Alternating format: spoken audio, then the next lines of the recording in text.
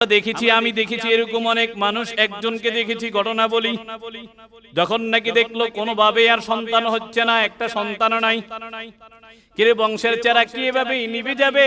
অনেক সময় বলি না আমরা, বংশের চেরা কি এভাবে নিভে যাবে, একটা সন্তানও কি থাকবে না? চলে গেছে আল্লাহর ঘরে হজ করার জন্য। কোন জায়গায় হজ করার জন্য? কোন জায়গায় গেছে বলেন? আল্লাহর ঘরে চলে গেছে হজ করার জন্য। সেখানে গিয়ে কি করলো? বিভিন্ন ভাবে বিভিন্ন জায়গায়, যে জায়গাগুলোর মধ্যে দোয়া কবুল হয়, ওই জায়গাগুলোর মধ্যে চলে গেল। আরাফার ময়দানের মধ্যে গিয়ে আল্লাহর হাবিব বলেন, আমরা অনেক সময় জানি আল্লাহ তাআলা উপলক্ষ করে বিভিন্ন রাত্রে বিভিন্ন সময় আল্লাহ ডাকে। প্রতি রাত্রে আল্লাহ শেষ রাত্রে এসে আল্লাহ ডাকতে থাকে, কেউ কে আছো চাইবা আমি দিব। আবার আল্লাহ তাআলা অনেক সময় কি করে, অনেক ভাবে, যেমন কদর রাত্রে মাগরিবের পর থেকে আল্লাহ ডাকতে থাকে, আছো কেউ কে আছো আমাকে চাইবা আমি দিব। আল্লাহ তাআলা আরাফাতের দিন ফজরের পর থেকে নিয়ে রাখতে থাকে, বান্দা আমার কাছে চাও, আমি আল্লাহ তাআলা তোমার দোয়া কবুল করব। এই দুইজন ব্যক্তি তারা কি করলো? স্বামী স্ত্রী তারা কি করলো জানেন? তারা দুইজনেই তারা কি করলো? তাদের আরাফার ময়দানে যাওয়ার পরে আল্লাহর কাছে দোয়া করলো, মুজদালিফায় যাওয়ার পর আল্লাহর দরবারে দোয়া করলো। এবার দুজনেই হজের কর্মকাজ শেষ করে তারা আবার দেশে চলে আসলো। 1 বছর যেতে না যেতেই আল্লাহ তাআলা 20 বছর পরে তাদের কোলের মধ্যে, তাদের নয়ন উজ্জ্বল করে আল্লাহ তাআলা একটা সন্তান দান করেছে। সন্তান এটা অনেক বড় নিয়ামত। কত মানুষ আছে যারা বিবাহ করার পরে কি হয় না? সন্তান হয় না, এখনো সন্তান হয় না, যার কারণে তারা বিভিন্ন জায়গায় ঘুরে ফিরে করে। অনেক সময় বিভিন্ন মানুষের কাছে যায়, কবিরাজের কাছে যায় কি যায় না বলেন? যায়। বিভিন্ন ধরনের কবিরাজের কাছে যায়, বিভিন্ন ধরনের দুনিয়ার মানুষের কাছে যায়, যাওয়ার পরেও তাকে আল্লাহ তাআলা সন্তান দেয় না। আছে না নাই বলেন? আছে। কত মানুষ এমন আছে যারা 10 বছর হয়েছে বিবাহ করেছে, 15 বছর হয়েছে বিবাহ করেছে, আল্লাহ তাআলা তাকে সন্তান দেয় নাই। এর আছে না নাই বলেন? কত মানুষ আছে যাদের টাকা পয়সা আছে, কোটি কোটি টাকার মালিক, তার একটা সন্তান নাই। আবার এমন মানুষও আছে যার একটা টাকাও নাই, কিন্তু 10-12টা সন্তান তার আছে। আছে না নাই বলেন? এজন্যই তো কবি বলে, তুমি কাউকে দিলা 10টা সন্তান, টাকা পয়সা নাই, কাউকে দিলা কোটি টাকা, একটা সন্তান নাই। আছে না নাই? তুমি কাউকে দিলা 10টা সন্তান, টাকা পয়সা নাই, কাউকে দিলা কোটি টাকা, একটা সন্তান নাই। টাকা পয়সা ধন সম্পত্তি দিলা বেশি করে,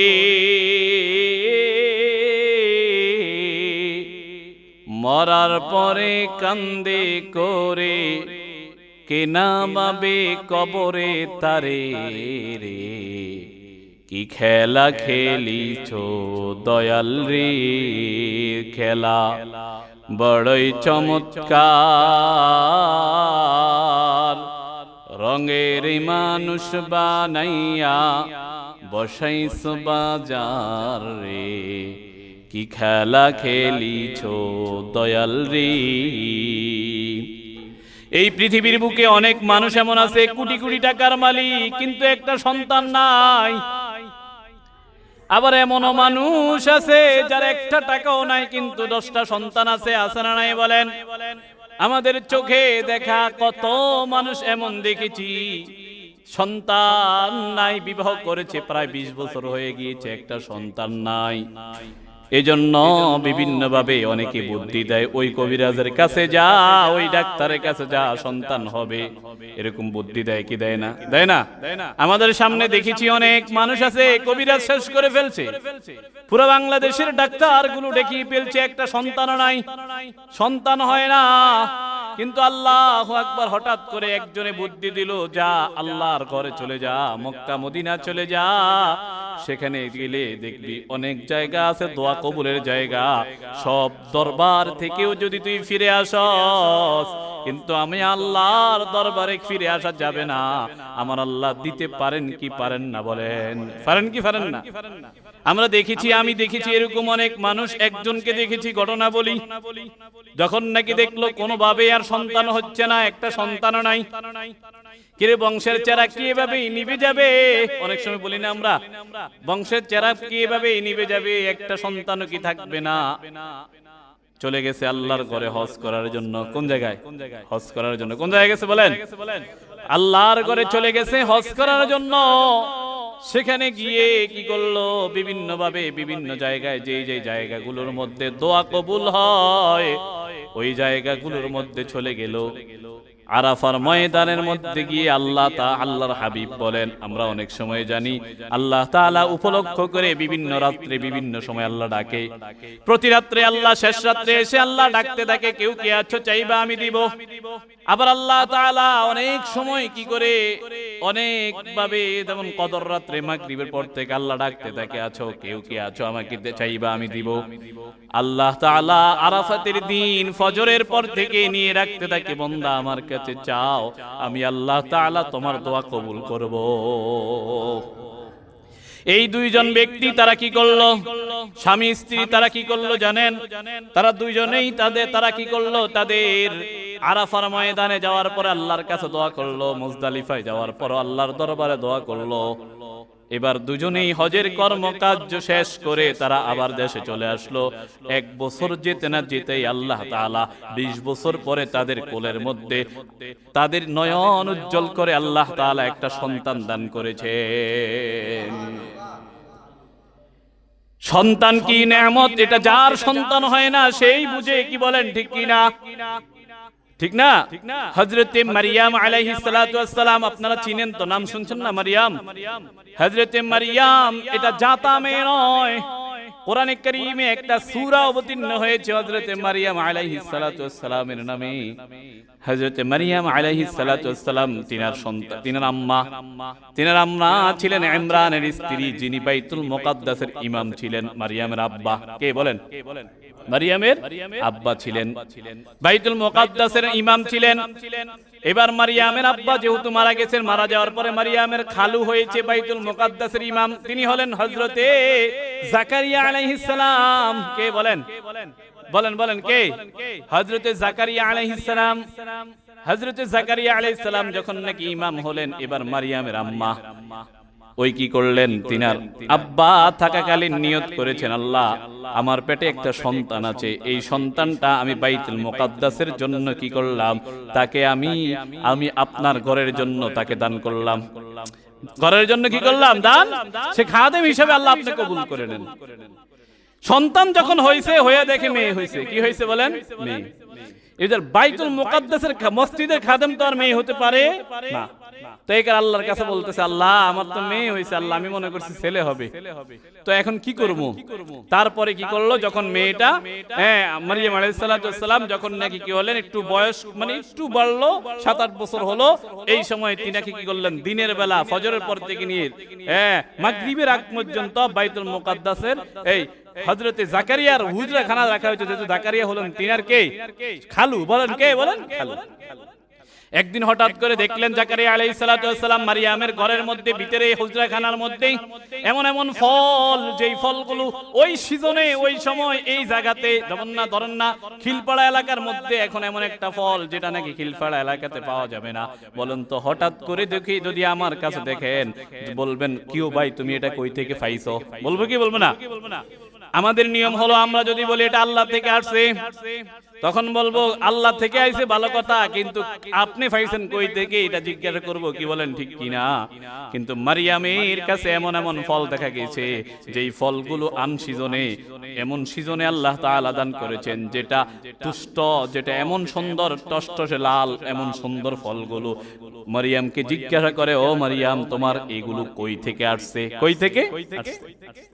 জাকারিয়া আলাইহিস সালাতু ওয়াস সালাম যখন নাকি এই কথা জিজ্ঞাসা করলো, জিজ্ঞাসা করার সাথে সাথে মারিয়াম বলে, আমার আল্লাহর পক্ষ থেকে এসেছে। বলেন না সুবহানাল্লাহ। মারিয়াম আলাইহিস সালাতু ওয়াস সালাম যখন নাকি বললেন আল্লাহর পক্ষ থেকে আসছে, একটা কথা আর জাকারিয়া আলাইহিস সালাতু ওয়াস সালাম আর বলেন নাই। জাকারিয়া আলাইহিস সালাতু ওয়াস সালাম তিনি আল্লাহর দরবারে দাঁড়ায়া গেলেন, ওগো আল্লাহ, মরিয়মকে যদি আপনি বিনা মৌসুমে ফল দিতে পারেন, আমার বয়স প্রায় 100-র উপরে হয়ে গিয়েছে, আমাকেও তো আপনি একটা বিনা মৌসুমে সন্তান দিতে পারেন কি পারেন না? 100 বছর হয়ে গিয়েছে, জাকারিয়া সন্তান নাই। কি নাই? সন্তান নিঃসন্তান। এখন তিনার স্ত্রীও বন্দা।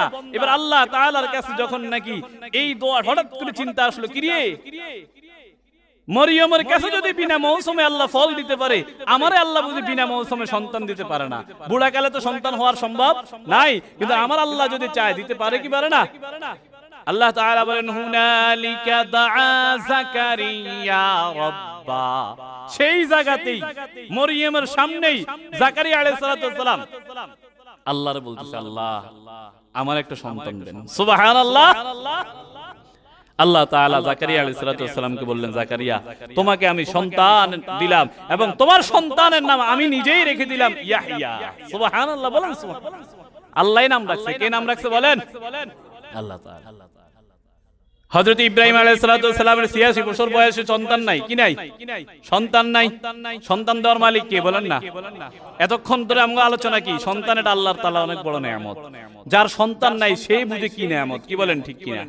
কত মানুষ আছে যাদের সন্তান নাই, এই সন্তানের জন্য কত মানুষ কত জায়গায় কত ভাবে ঘুরে কি ঘুরে না বলেন? মুহতারাম হাজিরিন, ইব্রাহিম আলাইহিস সালাম 86 বছর বয়সে একটা সন্তান নাই। এবার আল্লাহ তাআলার কাছে দোয়া করলেন, রাব্বি হাবলি মিনাস সালিহিন। ওগো আল্লাহ, উত্তম সন্তান আমাকে দান করেন, নেককার সন্তান আমাকে দান করেন। সন্তান চাওয়ার জন্য যারা দোয়া করবেন, দোয়াটা এইভাবে করবেন, আল্লাহ নেককার সন্তান দান করেন। 10টা সন্তান হলে লাভ হবে কি, যদি একটা সন্তান মানুষ করতে না পারে?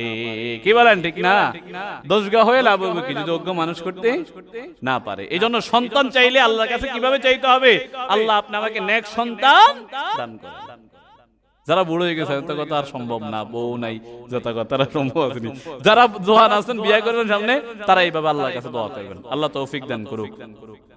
হ্যাঁ, বুড়া যারা আছেন তারাও এইভাবে দোয়া করতে পারেন, আল্লাহ আমার নাতি নাতকু যারা হবে তারা যেন নেককার হয়। এভাবে দোয়া করতে পারেন কি পারেন না বলেন? তো বলতেছিলাম, সন্তান এটা বড় নেয়ামত। কার কাছে নেয়ামত? সবার কাছেই নেয়ামত। আর এটা বুঝে কে? যার সন্তান হয় না সেই একমাত্র বুঝে আসলেই সন্তান কত বড় নেয়ামত। কি বলেন, ঠিক কি? তো এই সন্তান এত বড় নেয়ামত হওয়ার পরে তাহলে বলেন তো, এই সন্তান যেহেতু দুনিয়াতে আল্লাহ দিয়েছে, এই সন্তানকে কি যেমনে তেমনে চালাইলেই হবে, নাকি আল্লাহ যেভাবে বলছে সেভাবে করতে হবে? মুহতারাম হাজিরিন, ভালো করে বুঝিয়ালন।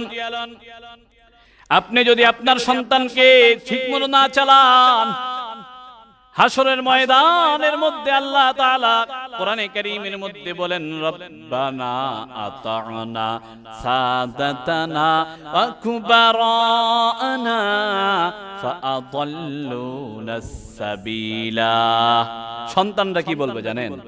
আল্লাহ, আপনি তো আমাকে জাহান্নামে যাওয়ার জন্য বলেছেন আল্লাহ, কিন্তু আল্লাহ একটু কথা আছে। তখন আল্লাহ বলবেন, কি কথা বলো? আল্লাহর কাছে সন্তান বলবেন, আল্লাহ, ইনি ছিলেন আমার আব্বা, ইনি হলেন আমার আম্মা।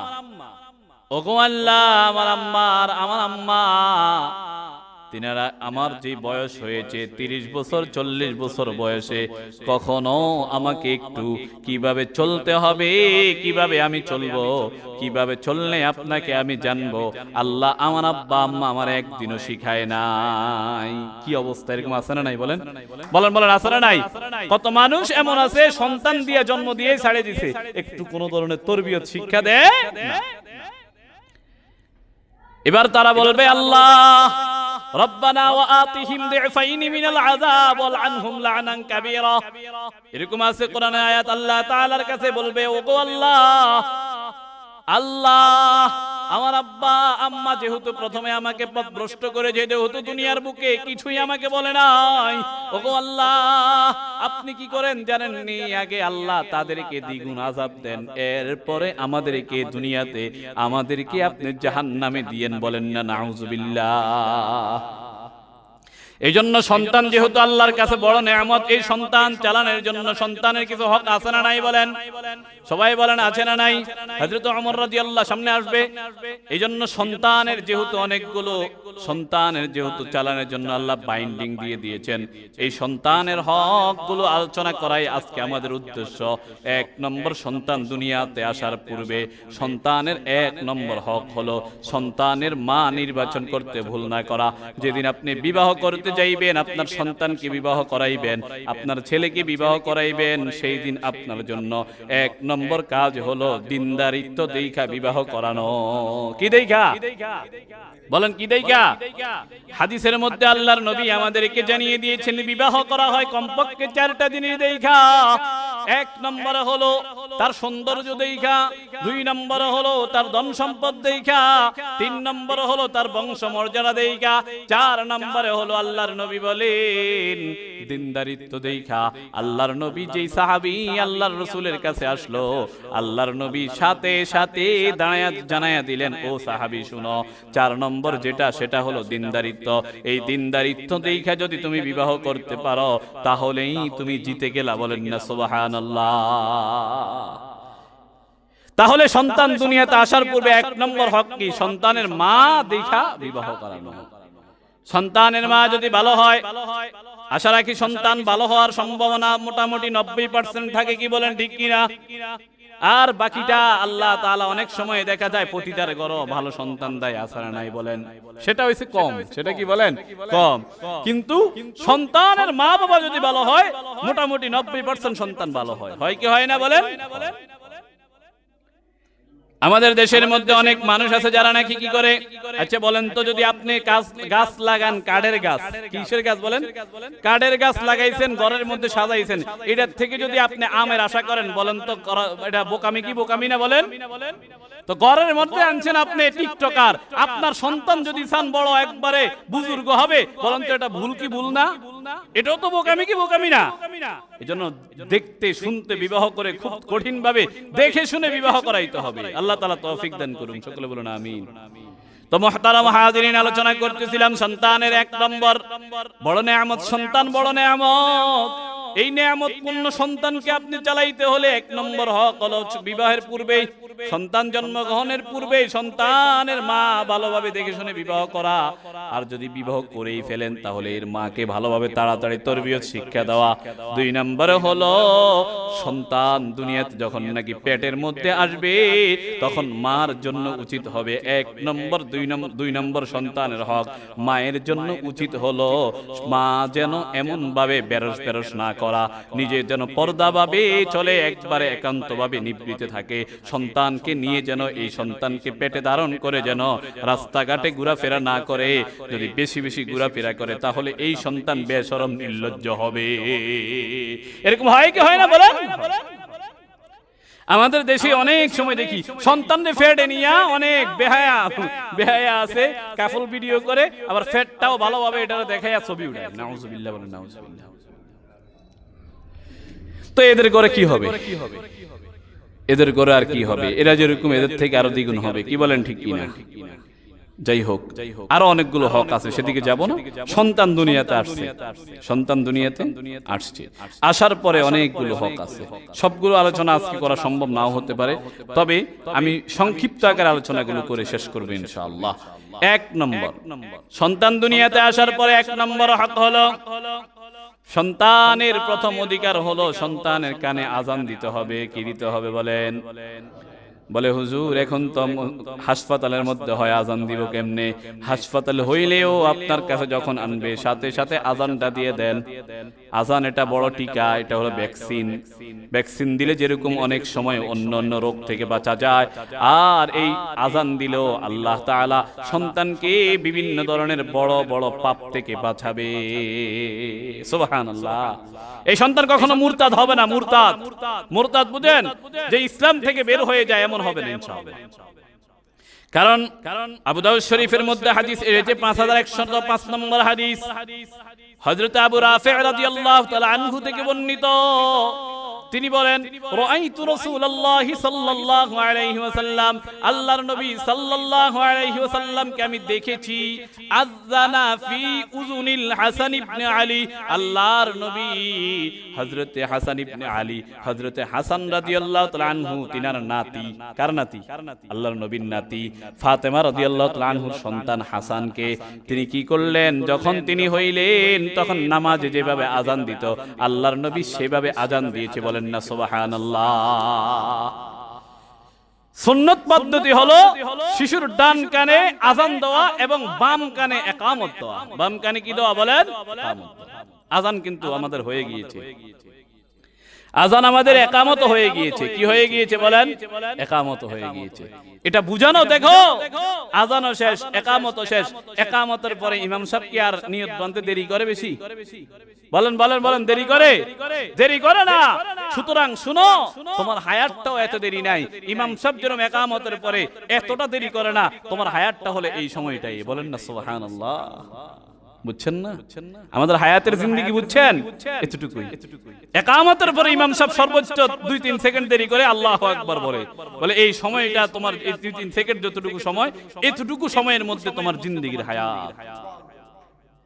এইজন্য সন্তান যখন দুনিয়াতে আসবে, সন্তানের ডান কানে আযান দিবেন ইনশাআল্লাহ। রাজি আছেন তো ইনশাআল্লাহ? সবাই খেয়াল রাখবেন, আপনার নাতি আসলে, নাতি দুনিয়াতে আসলে আল্লাহ তাআলা যদি দেয় আযান দিবেন। যাদের সন্তান হয় নাই, হবে ইনশাআল্লাহ, আযান দিবেন। এটা ভ্যাকসিন। এটা কি বলেন? ভ্যাকসিন। এটা ইসলামের টিকা। এটা লাগাইলে ইনশাআল্লাহ, যেরকম টিকা লাগাইলে হাম হয় না, হামের টিকা দেয়, যেরকম হামেশা যেরকম কি দেয়, টাইফয়েডের টিকা দেয়, এরকম এটা হলো মুসলমানদের টিকা। এই টিকা যদি কোন সন্তানের কানের মধ্যে দেওয়া হয়, এই সন্তান নাস্তিক হবে না ইনশাআল্লাহ। ইনশাআল্লাহ। আল্লাহ তৌফিক দান করুন, সকলে বলুন আমিন। সন্তান দুনিয়াতে আসার পরে আরেকটা দায়িত্ব হলো, যদি কারো সামর্থ্য থাকে আকিকা দিবে 7 দিনের দিনে। কি 7 দিনের? এটা মুস্তাহাব আমল, এটা সবার জন্য সম্ভব হয় না। কি বলেন? ঠিক কি না? যাদের টাকা পয়সা আছে, মনে করেন যে দিতে পারবেন, তারা দিয়ে দেন। 7 দিনের দিনে কি দিবেন? আকিকা দিবেন। 7 দিনের দিনে না পারলে 14 দিনের দিনে, 14 দিনের দিনে না পারলে 21তম দিনে আকিকা দেন। এরপরে যদি দিতে যায় তাহলে যেই কোনো দিন দেওয়া যাবে, নির্দিষ্ট কোনো দিন লাগে না। তবে দিলে এটা অতটা জরুরি না, মোটামুটি পারলে দিতে পারেন, দেন। অনেকে কি করে, নিজের বউ সহকারে একসাথে আকিকা দেয়। দেয় কি দেয় না? অনেক সময় দেখা যায় নিজের বউ ছোটকালে আঁকিয়ে দিতে পারে না, টাকা পয়সা আসছিল না, অনেক কি করে চিন্তা করছে, যেহেতু আমার বোর্ডটাও দেয় না, আমারটাও দেয় না, আমরা একসাথে মিলে একটা গরু দিয়া সবাই খাওয়াই। হ্যাঁ, এটা খাওয়াইতে পারেন, খাওয়ান, সমস্যা নাই। তবে এটা এত জরুরি না। এটা কি না এত জরুরি না, তবে সমস্যা নাই। এরপর হলো সন্তানের 7ম দিনে আরেকটা কাজ হলো, 7ম দিনে তার 7ম দিনে আরেকটা কাজ হলো, 1 নম্বর হলো তার আকিকা দেওয়া, 2 নম্বর হলো তার চুলগুলো কাটা। চুলগুলো কি করা? বলেন কাটা। আর চুলগুলো কাইটা বিওয়াসিনি শারাতিন, আল্লাহ রাসূল সাল্লাল্লাহু আলাইহি সাল্লাম বলেন যে সে যেন কি করে, চুলের ওজনে রূপা সদকা করলে যে এতটুকু হবে, এতটুকু পরিমাণ যেন মানুষকে সদকা করে দেয়। সুবহানাল্লাহ, বলেন সুবহানাল্লাহ। কেন?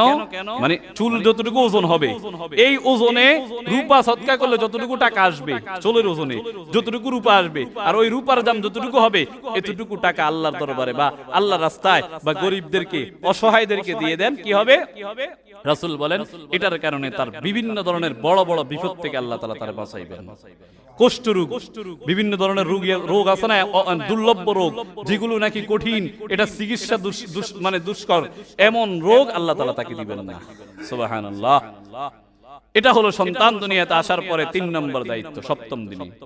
আরেকটা দায়িত্ব হলো সন্তানের জন্য সুন্দর একটা নাম রাখা। কি রাখা? বলেন সুন্দর একটা নাম রাখা। আল্লাহ রাসূল সাল্লাল্লাহু আলাইহি সাল্লাম বলেন, মাউলিদা লাহু ওয়ালাদুন ফালিয়ুহসিন ইসমা।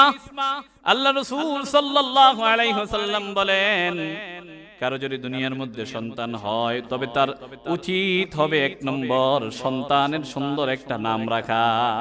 সন্তানের সুন্দর একটা কি রাখা? নাম রাখা। 7ম দিনের আগে যেদিন সন্তান হয়েছে আরেকটা সুন্দর সুন্নত হলো সন্তানকে তাহনিক করানো। কি করানো বলেন? সবাই বলেন কি করানো? তাহনিক। তাহনিক মানে হলো নিজের আপনি অথবা কোন একজন বুজুর্গ টোকানোর সময় না, যেহেতু হাসপাতালে আছেন, কি করবেন? আপনার ঘরের মধ্যে আপনার আম্মাই বুজুর্গ, আপনার ঘরের মধ্যে আপনার আব্বাই বুজুর্গ, বড় মানুষ, বুজুর্গ মানুষ, নামাজ পড়ে এরা মুরব্বী মানুষ, ওনাদের জিহ্বাতে ওনাদের ইয়াতে কি করবেন? একটু খেজুর অথবা একটু মধু কি করবেন? জিহ্বাতে নিয়ে সন্তানের জিহ্বায় কি করবে? হালকা দিয়ে দিবে। এটা তাহনিক। এটা কি বলে বলেন? তাহনিক করানো। আল্লাহ রাসূল সাল্লাল্লাহু আলাইহি সাল্লাম সাহাবায়ে কেরামের সন্তান, সাহাবায়ে কেরামদের যখন সন্তান হতো তারা তাদের সন্তানকে তাহনিক করাইতেন রাসূলের মাধ্যমে। তো সুতরাং আপনার যদি সম্ভব হয়, আপনার মসজিদের ইমাম আছে, আপনার এলাকাতে বড় বুজুর্গ আছে, ওনাদের মাধ্যমে তাহনিক করান। আল্লাহ তাআলা তৌফিক দান করুন। সকলে বলুন আমিন। তো সন্তানের একটা উত্তম নাম রাখা, কারণ রাসূল করিম সাল্লাল্লাহু আলাইহি সাল্লাম বলেন, আবু দাউদ শরীফে এসেছে ক্বালা রাসূলুল্লাহ সাল্লাল্লাহু আলাইহি ওয়াসাল্লাম তুদআউনা ইয়াউমাল কিয়ামাতি বিআসমাইকুম ওয়া আসমাই আবাইকুম ফাআহসিনু আসমাকুম। আল্লাহ রাসূল বলেন, নিশ্চয়ই তোমরা কিয়ামতের দিন তোমাদের নাম এবং তোমাদের পিতার নামে ডাকা হবে, তাই তোমরা ভালো নাম রাখো।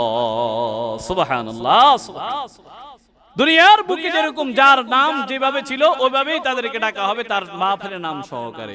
এখন যদি দুনিয়ার বুকে নাম থাকে বল্টু, তাহলে হাসরের ময়দানে কেউ এই টল্টুর ফুটবলটো কি ভাই নাম এরকম রাখে কি রাখে না? এখন কি নাম, এক একটা নাম রাখে রে আল্লাহ, যেই নামের প্রভাব তার শরীরের মধ্যে পড়ে। এজন্য অনেক সময় সাহাবায়ে কেরামগণ কি করতেন? আল্লাহ রাসূলের কাছে আসলে অনেক সময় নামের যদি অর্থ উল্টাপাল্টা থাকতো তাহলে অর্থ পরিবর্তন করে আল্লাহ রাসূল তাদের নাম পরিবর্তন করে দিতেন। অনেক সময় দেখা যায় তার নামের কারণে তার শরীরে সবসময় জ্বর থাকে, নামের কারণে এরকম হয়েছে দেখছি। তাই জন্য রাসূল কি করতেন? তার নাম পরিবর্তন করে দিতেন।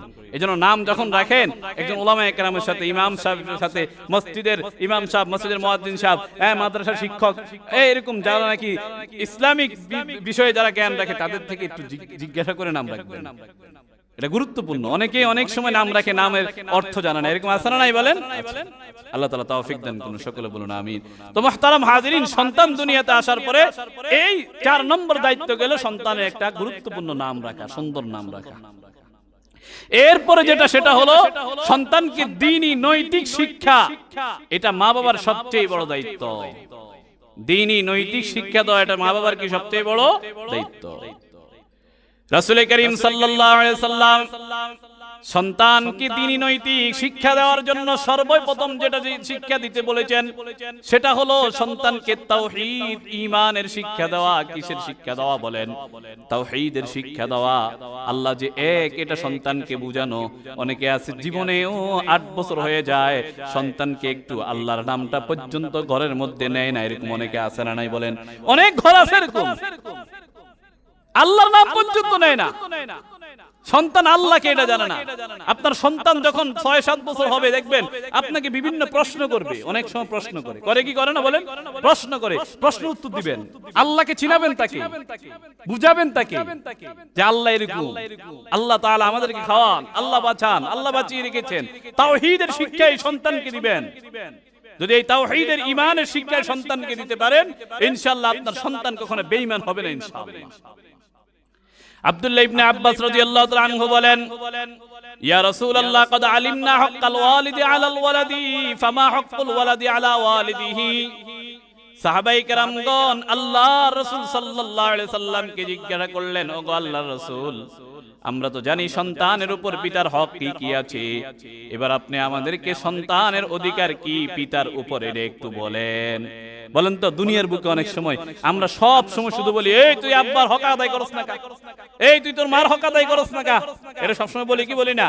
কিন্তু মা বাবারে, হযরত ওমর রাদিয়াল্লাহু তাআলা আনহুর কাছে এক ব্যক্তি আসলো সন্তানরে লইয়া, আয়া বলতেছে, ওগো আমিরুল মুমিনিন হযরত ওমর, আপনি শুনেন, আমার এই সন্তান আমার কথা শুনে না, আমার হক আদায় করে না। হযরত ওমর রাদিয়াল্লাহু তাআলা আনহু তাকে বললেন, কিরে তুমি তোমার বাবার হক আদায় করো না কেন?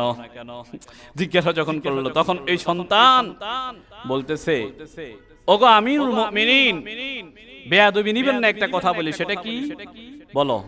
বলে আমিরুল মুমিনিন, আচ্ছা বলেন তো, শুধু কি সন্তানের জন্য পিতামাতার হক আদায় করাই জরুরি, নাকি কিছু হক বাপ মার উপরও আছে যেটা সন্তানের জন্য? সন্তান পাওনা আছে না নাই বলেন? সবাই বলেন, সন্তান কিছু হক পাওনা আছে না নাই বলেন? আছে, আছে। আমরা শুধু পিতামাতার হকের কথা বলি, কিন্তু আমার সন্তান যে আমার কাছে কিছু হক পাওনা আছে, এই হকের কথা কেউ আলোচনা করে না।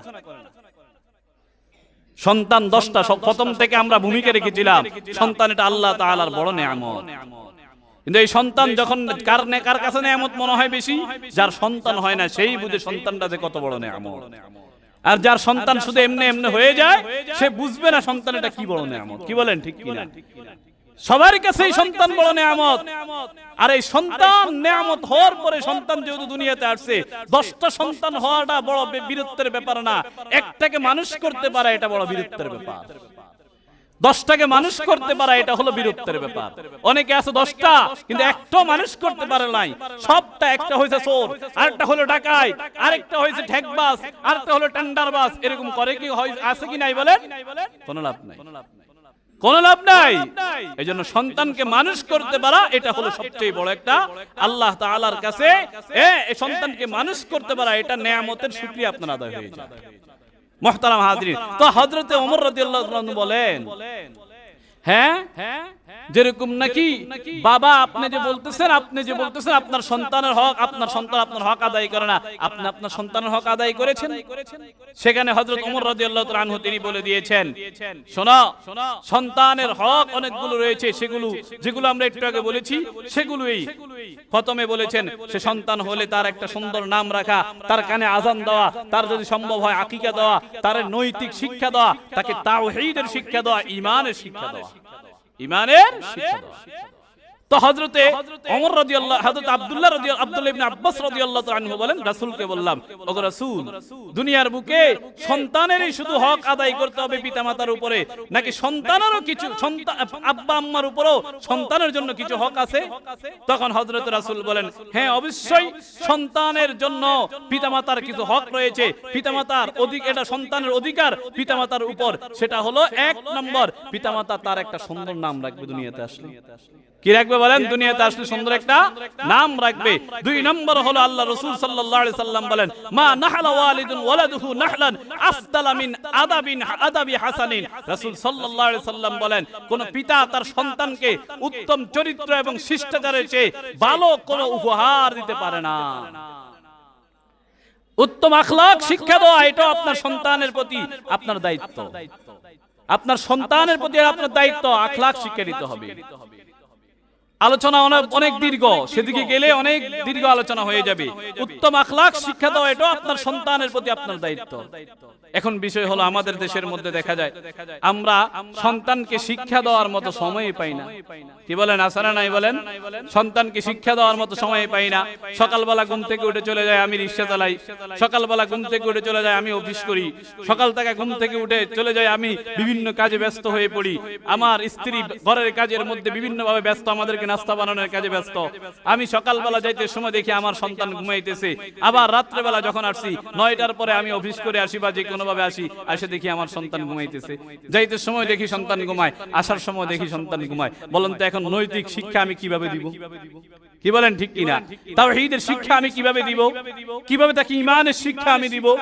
এই ঈমানের শিক্ষা দেওয়ার জন্য সময় তো বের করতেই হবে, কিন্তু তার থেকে সবচেয়ে গুরুত্বপূর্ণ বিষয় হলো ঈমানের শিক্ষা দেওয়ার জন্য সন্তানকে দ্বীনি প্রতিষ্ঠানে দিতে হবে। কোন জায়গায় দিতে হবে বলেন? দ্বীনি প্রতিষ্ঠানে দিতে হবে। আপনার যে কঠিন দায়িত্বটা, ওই দায়িত্বটা পালন করে কারা? দ্বীনি প্রতিষ্ঠানের শিক্ষকরা। হ্যাঁ, একটা দুইটা, এটা হলো একটা দুইটা ঘটনার দ্বারা সবগুলোই যে নষ্ট মাদ্রাসা এমন নয়। পৃথিবীর বুকে যদি মাদ্রাসা যদি না থাকতো, তাহলে দ্বীন আল্লাহ তাআলা এই দুনিয়ার বুকে রাখতেন না। যেহেতু দ্বীনি প্রতিষ্ঠানগুলো আছে, একটার বদনামের দ্বারা সবগুলোর বদনাম করা কখনো সম্ভব নয়। এজন্য দ্বীনি প্রতিষ্ঠানে আপনার সন্তানকে দিয়ে আপনি আপনার নৈতিক দায়িত্বটা কিছুটা হলেও পালন হবে। তবে সন্তানের সবচেয়ে বড় শিক্ষক হলো সন্তানের পিতামাতা। কারা বলেন? সন্তানের পিতামাতা। সন্তানকে আদর করা। সন্তানের জন্য সবচেয়ে বড় গুরুত্বপূর্ণ আরেকটা বিষয় হলো সন্তানের জন্য দোয়া করা। কি করা বলেন? সবাই বলেন কি করা? দোয়া করা। অন্য মানুষ আপনার সন্তানের জন্য যতটুকু দোয়া করলে যতটুকু কবুল হবে, আপনি আপনার সন্তানের জন্য দোয়া করলে তার চেয়ে 1000 গুণে বেশি কবুল হবে। পিতামাতার দোয়া সন্তানের জন্য এটা গুরুত্বপূর্ণ একটা দোয়া। এটা আল্লাহ তাআলা, এবং দোয়ার সাথে কোনো ধরনের পার্টিশন থাকে না। আল্লাহ তাআলা দোয়া কবুল করেই নেন ইনশাআল্লাহ। উজানির মুবারক করিম রহমতুল্লাহ আলাইহি, আপনারা সবাই জানেন উজানির মরহুম পীর মুবারক করিম রহমতুল্লাহ আলাইহি হুজুরের কাছে একদিন এক লোকে গিয়ে বলতেছে, হুজুর আপনার ছেলেরা, মানে ওই সময় আশেক আলাইহিস সাহেব, ফজল আলাইহিস সাহেব, মাহবুব আলাইহিস সাহেব, ওনারা ছোট ছিলেন, ওনারা খেলাধুলা করতেছেন মাঠের মধ্যে। তো বলতেছে, দেখেন এই আপনার ছেলেগুলো খুব শয়তানি করতেছে। কি বলছে বলেন? শয়তানি করতেছে। হুজুর সাথে সাথে বললেন, না না না, কি বলেন আপনি? এভাবে বলা যাবে না যে শয়তানি করেন। শয়তানের নামটাই আমার সন্তানদের বিষয়ে নেবেন না, বলবেন দুষ্টামি করতেছে বা খেলাধুলা করতেছে। শয়তানি কেন বললেন? আমার সন্তানদের ব্যাপারে তো আমি কখনো এমন শব্দ উচ্চারণই করি না। সুবহানাল্লাহ বলেন, সুবহানাল্লাহ। আমরা নিজেরাই কি করি? সন্তানদেরকে বদদোয়া দিয়ে দিই, দেই না? আর মা বাবার বদদোয়া কিন্তু কঠিন ভাবে লেগে যায়। এজন্য ভাই, আসুন সন্তানকে মানুষ করুন, সন্তানের হক আদায় করেন, দেখবেন ইনশাআল্লাহ আপনার সন্তান আপনার হক আদায় করবে। বর্তমান সময়ে এমন পরিস্থিতি হয়, মানুষ কি করে? নিজের সন্তানকে নিয়ে খুব ব্যাকুলতায় ভোগে, অস্থিরতায় ভোগে। কি করবো এই সন্তানকে? এই সন্তান জন্ম দেওয়ার থেকে না দেওয়াই তো ভালো ছিল, এরকম অনেকে ভোগে। কি ভোগে না বলেন? ভোগে। এই ভোগার একমাত্র কারণ এটাই, সন্তানকে সঠিক পাত্রে, সন্তানকে সঠিক সময়ে তাকে দ্বীনি শিক্ষা দিতে পারেন নাই। সন্তানকে সঠিক সময়ে তাকে কি করতে পারেন নাই? তাকে সঠিক সময়ে তাওহীদের শিক্ষা দিতে পারেন নাই। তাকে সঠিক সময়ে আল্লাহু আকবার, তাকে সঠিক সময়ে কোরআনের শিক্ষা দিতে পারেন নাই। এই জন্য এই সন্তান এমন হয়েছে। এজন্য আসুন সন্তানকে দ্বীনি শিক্ষা দেন। যতটুকু শিক্ষা করা ফরজ ততটুকু দেন কমপক্ষে। এরপরে স্কুল কলেজে ভর্তি করার সমস্যা নাই। সবাই যে আলেম হতে হবে এমন কোনো কথা না। কেন ঠিক কি বলেন? ঠিক না? সবাই আলেম হলে ডাক্তার হবে কে? সবাই আলেম হলে ইঞ্জিনিয়ার হবে কে? আলেম সবাই হতে এমন কথা না। কিন্তু তাকে ওই যে বললাম, ইসলামের শিক্ষা যদি নৈতিক শিক্ষা দিয়ে দেন, ইনশাআল্লাহ এই সন্তান ডাক্তার হওয়ার পরও দুর্নীতি করবে না। কি বলেন? ঠিক কিনা? আর যদি এর ভিতরে শিক্ষা না থাকে, ইসলামী শিক্ষা না থাকে, তাহলে এই ডাক্তার হওয়ার পরে দুর্নীতি তো করবে। হাজার হাজার মানুষকে, নিরপরাধ মানুষকে সে অন্যায় ভাবে, কোন মহিলা সিজারের প্রয়োজন নাই, টাকা কামানোর জন্য ধান্দায় সে সিজার করতে বাধ্য হবে। এরকম হবে কি হবে না বলেন? যদি তার মধ্যে দিনদারিত্ব না থাকে, তাহলে যখন নাকি সে ইঞ্জিনিয়ার হয়, রাস্তার টেন্ডার পাবে যখন, তখন দেখবেন হাতের অর্ডার বদলে মাস দিব, কারণ দিনদারিত্ব তার মধ্যে নাই। কি বলেন? ঠিক না? এজন্য সন্তানকে শিক্ষা দেন। সবাই আলেম হতে হবে আমি বলতেছি এমন না, তবে নৈতিক শিক্ষাটা তো তারে দিতে হবে। যতটুকু ফরজ ততটুকু দিতে হবে। একটা মানুষ দ্বীনের প্রতি চলার জন্য আমরা আমাদের সন্তানদেরকে একটা কিতাব পড়ে ছাত্রদেরকে, তালিমুল মুতাআল্লিম, ওই কিতাবের মধ্যে আছে যে সন্তানকে একজন মুসলমানের জন্য ফরজ হলো ইলমুল হাল শিক্ষা করা। ইলমুল হাল এটা শিক্ষা করা একজন মুসলমানের জন্য, সবার জন্য ফরজ। সেটা কি? সেটা হলো দৈনন্দিন জীবনে চলার জন্য যতটুকু জ্ঞান প্রয়োজন, এক নামাজ পড়ার জন্য যতটুকু জ্ঞান প্রয়োজন, যাকাত দেওয়ার জন্য যতটুকু জ্ঞান প্রয়োজন, এরকম রোজা রাখার জন্য যতটুকু জ্ঞান প্রয়োজন, এরকম ভাবে হজ করার জন্য যতটুকু জ্ঞান প্রয়োজন, সব এতটুকু জ্ঞান মোটামুটি নিজে শিক্ষা করা, এটা হলো ইলমুল হাল, এটা হলো ফরজ। এটা কি বলেন? ফরজ। এইজন্য আপনার সন্তানকে কমপক্ষে ইলমুল হালটা শিক্ষা দেওয়ার জন্য মাদ্রাসাগুলোতে ভর্তি করান। এখন বিভিন্ন মাদ্রাসাতে ভর্তি চলতেছে, ভর্তি করান। আপনাদের নাতি নাতনিদেরকে ভর্তি করান। ইনশাআল্লাহ দেখবেন এদের মাধ্যমে আল্লাহ তাআলা আপনার নাজাতের একটা ফয়সালা করে দিতে পারে, উসিলা করতে পারে। আল্লাহ তৌফিক দান করুন। সকলে বলুন আমিন। আমরা যেন এই সন্তান, এটা আল্লাহ তাআলার অনেক বড় নেয়ামত, এই নেয়ামতগুলো যেন আমরা যথাযথভাবে এই নেয়ামতের শুকরিয়া, নেয়ামতগুলো যেন যথাযথ জায়গায় ব্যবহার করতে পারি। আল্লাহ সেই তৌফিক দান করুন। সকলে বলুন আমিন।